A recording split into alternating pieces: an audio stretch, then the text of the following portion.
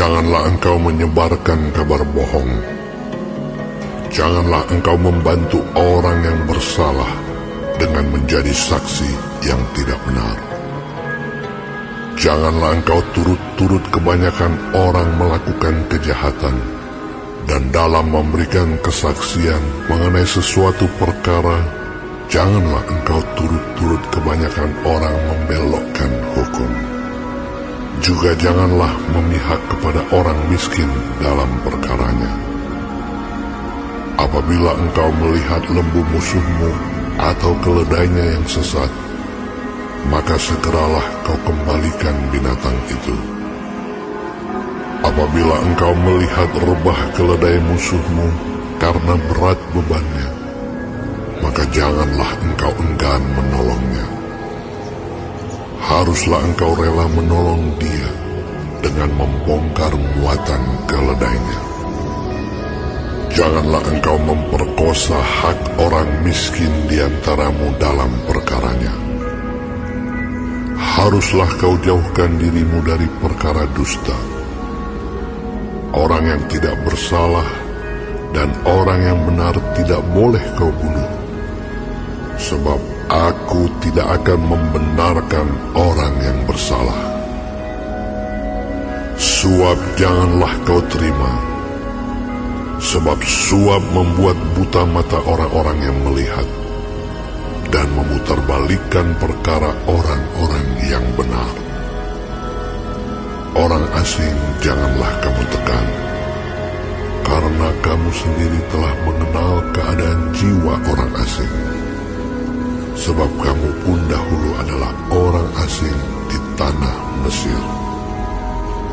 6 tahunlah lamanya engkau menabur di tanahmu dan mengumpulkan hasilnya. Tetapi pada tahun ke-7, haruslah engkau membiarkannya dan meninggalkannya begitu saja, supaya orang miskin di antara bangsamu dapat makan. Dan apa yang ditinggalkan mereka haruslah dibiarkan dimakan binatang hutan. Demikian juga kau lakukan dengan kebun anggurmu dan kebun zaitun. 6 harilah lamanya engkau melakukan pekerjaanmu. Tetapi pada hari ke-7 haruslah engkau berhenti, supaya lembu dan keledaimu tidak bekerja, dan supaya anak budakmu perempuan dan orang asing melepaskan lelah. Dalam segala hal yang kufirmankan kepadamu, haruslah kamu berawas-awas. Nama Allah lain janganlah kamu panggil. Janganlah nama itu kedengaran dari mulutmu. 3 kali setahun haruslah engkau mengadakan perayaan bagiku. Hari raya roti tidak beragi haruslah kau pelihara. 7 hari lamanya engkau harus makan roti yang tidak beragi, seperti yang telah kuperintahkan kepadamu pada waktu yang ditetapkan dalam bulan Abib. Sebab dalam bulan itulah engkau keluar dari Mesir. Tetapi janganlah orang menghadap ke hadiratku dengan tangan hampa. Kau peliharalah juga hari raya menuai, yakni menuai buah bungaran dari hasil usahamu menabur di ladang. Demikian juga hari raya pengumpulan hasil pada akhir tahun, apabila engkau mengumpulkan hasil usahamu dari ladang. 3 kali setahun, semua orangmu yang laki-laki harus menghadap ke hadirat Tuhanmu, Tuhan. Janganlah kau persembahkan darah korban sembelihan yang kepadaku, beserta sesuatu yang beragi. Dan janganlah lemak korban hari rayaku bermalam sampai pagi. Yang terbaik dari buah bungaran hasil tanahmu haruslah kau bawa ke dalam rumah Tuhan Allahmu. janganlah kau masak anak kambing dalam susu induknya. Sesungguhnya aku mengutus seorang malaikat berjalan di depanmu, untuk melindungi engkau di jalan dan untuk membawa engkau ke tempat yang telah kusediakan. Jagalah dirimu di hadapannya dan dengarkanlah perkataannya.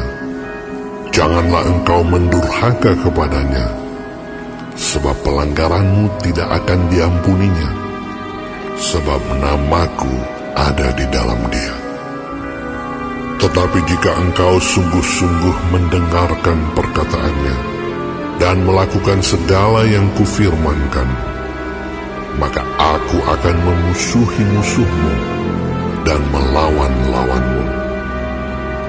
Sebab malaikatku akan berjalan di depanmu dan membawa engkau kepada orang Amori, orang Het, orang Feris, orang Kanaan, orang Hewi dan orang Yebus, dan aku akan melenyapkan mereka. Janganlah engkau sujud menyembah kepada Allah mereka, atau beribadah kepadanya. Dan janganlah engkau meniru perbuatan mereka, tetapi haruslah engkau memusnahkan sama sekali patung-patung berhala buatan mereka, dan tugu-tugu berhala mereka haruslah kau remukkan sama sekali. Tetapi kamu harus beribadah kepada Tuhan Allahmu, maka Ia akan memberkati roti makananmu dan air minumanmu, dan aku akan menjauhkan penyakit dari tengah-tengahmu. Tidak akan ada di negerimu perempuan yang keguguran atau mandul. Aku akan menggenapkan tahun umurmu. Kengerian terhadap aku akan kukirimkan mendahului engkau. Aku akan mengacaukan semua orang yang kau datangi, dan aku akan membuat semua musuhmu lari membelakangi engkau. Lagi aku akan melepaskan tabuhan mendahului engkau, sehingga binatang-binatang itu menghalau orang Hewi, orang Kanaan, dan orang Het itu dari depanmu. Aku tidak akan menghalau mereka dari depanmu dalam 1 tahun, supaya negeri itu jangan menjadi sepi, dan segala binatang hutan jangan bertambah banyak melebihi engkau. Sedikit demi sedikit, aku akan menghalau mereka dari depanmu, sampai engkau beranak cucu sedemikian, hingga engkau dapat memiliki negeri itu.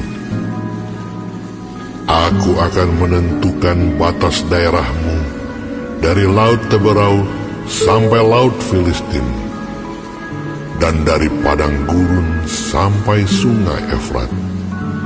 Sebab aku akan menyerahkan penduduk negeri itu ke dalam tanganmu, sehingga engkau menghalau mereka dari depanmu.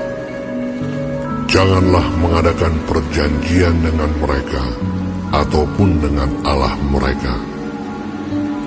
Mereka tidak akan tetap diam di negerimu, supaya mereka jangan membuat engkau berdosa kepadaku dengan beribadah kepada Allah mereka, sebab tentulah hal itu menjadi jerat bagimu.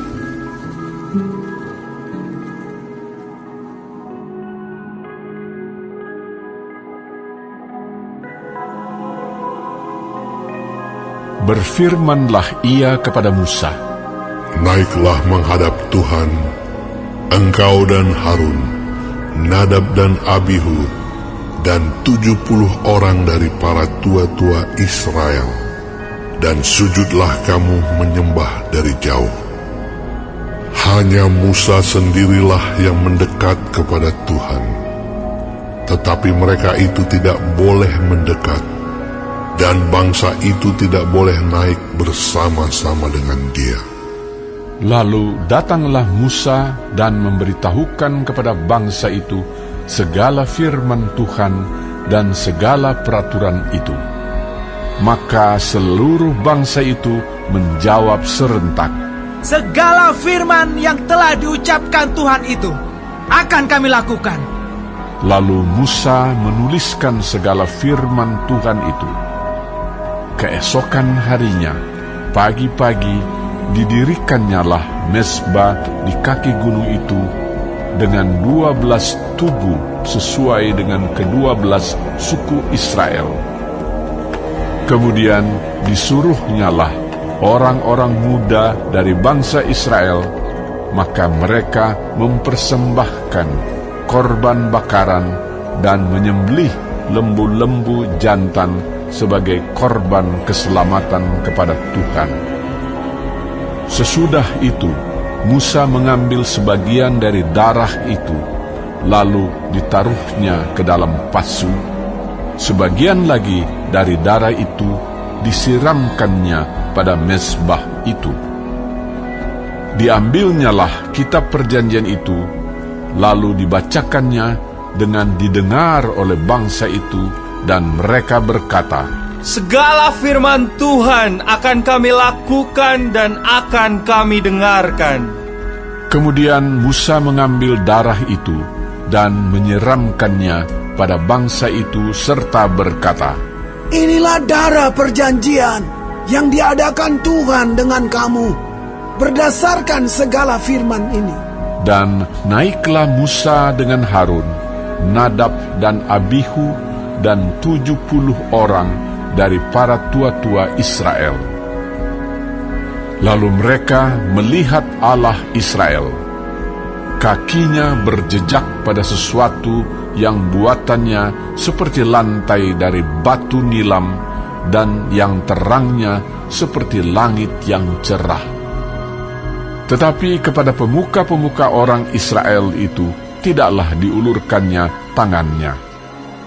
Mereka memandang Allah, lalu makan dan minum. Tuhan berfirman kepada Musa, "Naiklah menghadap aku ke atas gunung, dan tinggallah di sana. Maka aku akan memberikan kepadamu loh batu, yakni hukum dan perintah yang telah kutuliskan untuk diajarkan kepada mereka." Lalu bangunlah Musa dengan Yosua, abdinya. Maka naiklah Musa ke atas gunung Allah itu. Tetapi kepada para tua-tua itu ia berkata, "Tinggallah di sini menunggu kami, sampai kami kembali lagi kepadamu. Bukankah Harun dan Hur ada bersama-sama dengan kamu? Siapa yang ada perkaranya, datanglah kepada mereka." Maka Musa mendaki gunung dan awan itu menutupinya. Kemuliaan Tuhan diam di atas gunung Sinai, dan awan itu menutupinya 6 hari lamanya. Pada hari ke-7 dipanggilnyalah Musa dari tengah-tengah awan itu. Tampaknya kemuliaan Tuhan sebagai api yang menghanguskan di puncak gunung itu pada pemandangan orang Israel. Masuklah Musa ke tengah-tengah awan itu dengan mendaki gunung itu. Lalu tinggallah ia di atas gunung itu 40 hari dan 40 malam lamanya.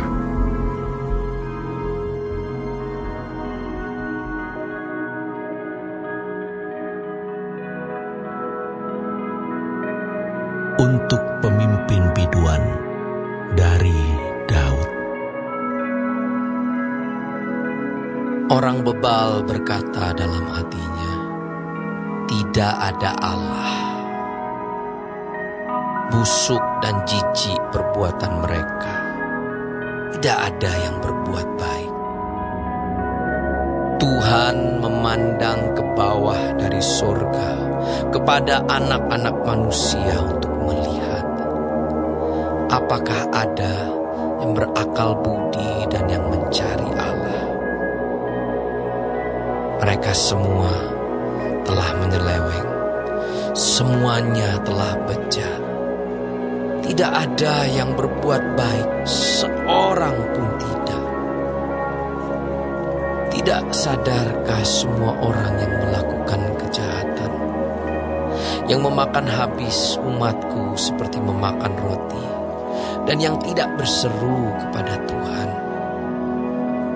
Di sanalah mereka ditimpa kekejutan yang besar, sebab Allah menyertai angkatan yang benar.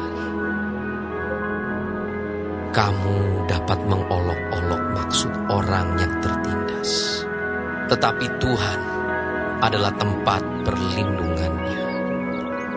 Ya, datanglah kiranya dari Sion keselamatan bagi Israel. Apabila Tuhan memulihkan keadaan umatnya, maka Yakub akan bersorak-sorak, Israel akan bersuka cita.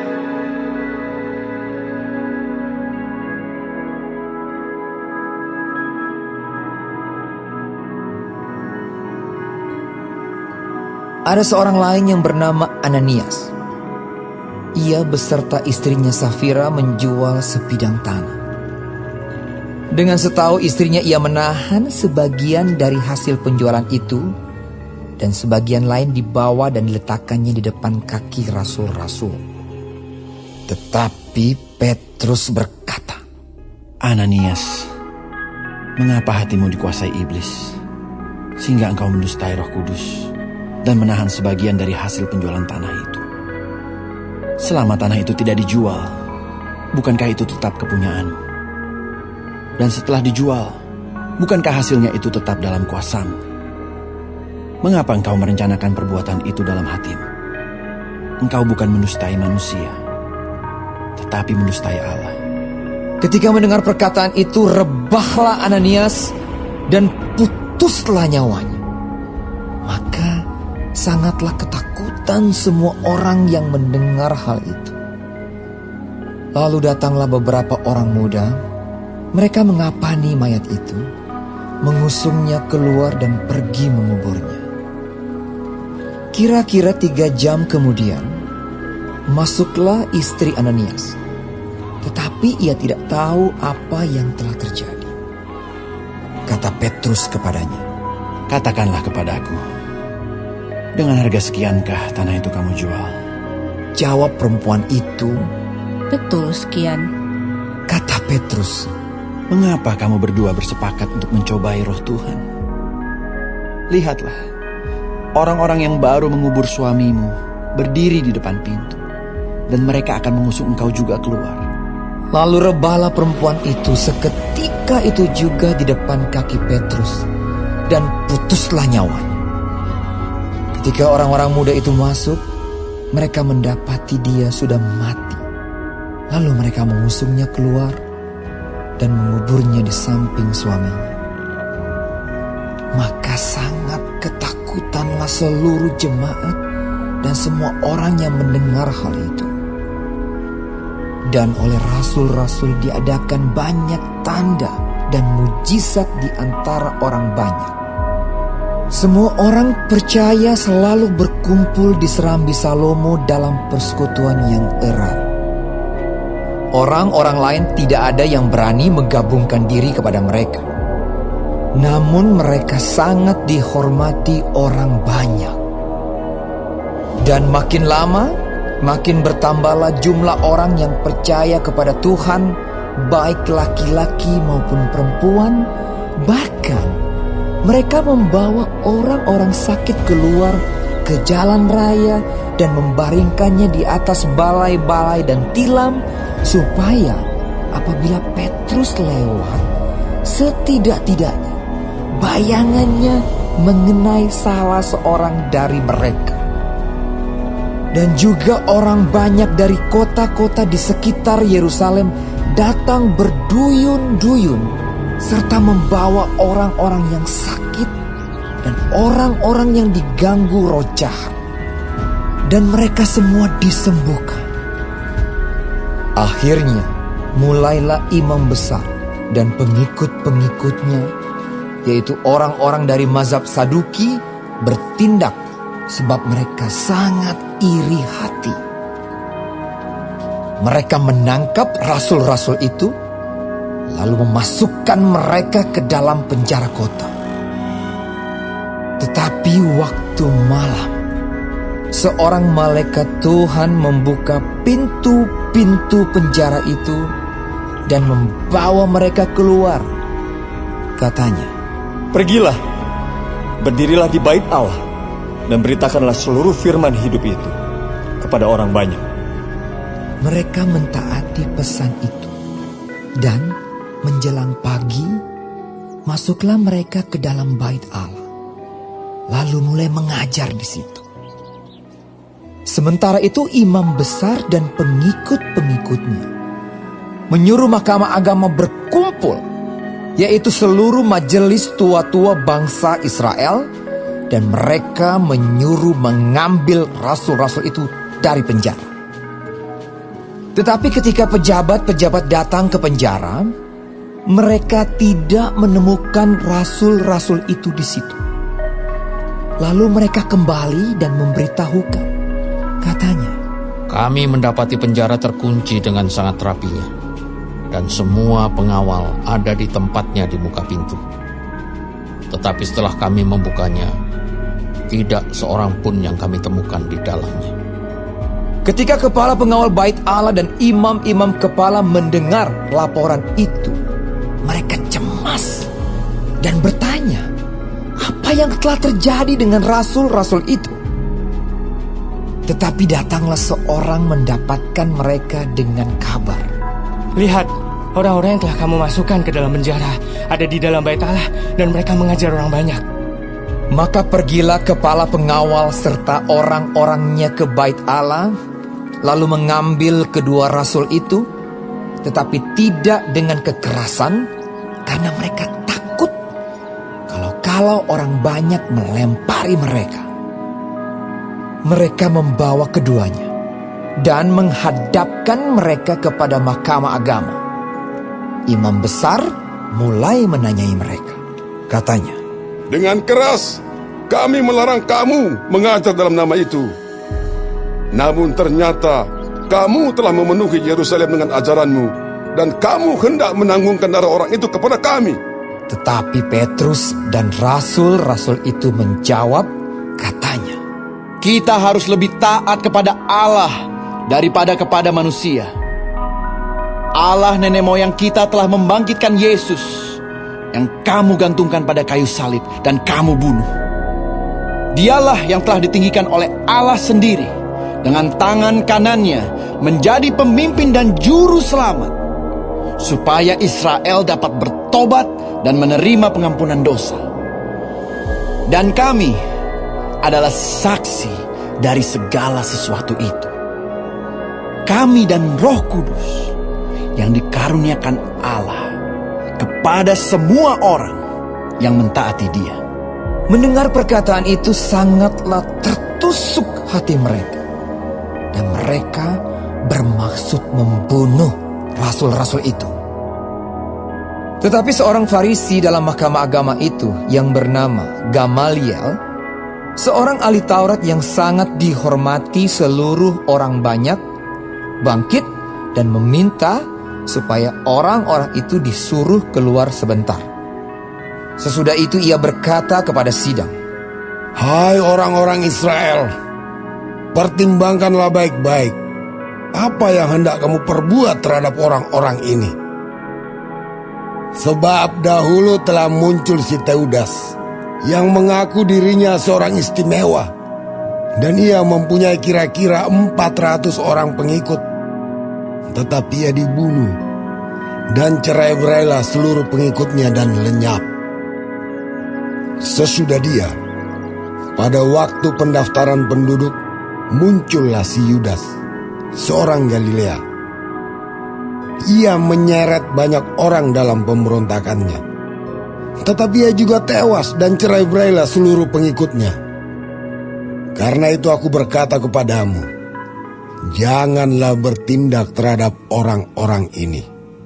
Biarkanlah mereka, Sebab jika maksud dan perbuatan mereka berasal dari manusia, tentu akan lenyap. Tetapi kalau berasal dari Allah, kamu tidak akan dapat melenyapkan orang-orang ini. Mungkin ternyata juga nanti bahwa kamu melawan Allah. Nasihat itu diterima. Mereka memanggil rasul-rasul itu, lalu menyesah mereka dan melarang mereka mengajar dalam nama Yesus. Sesudah itu mereka dilepaskan.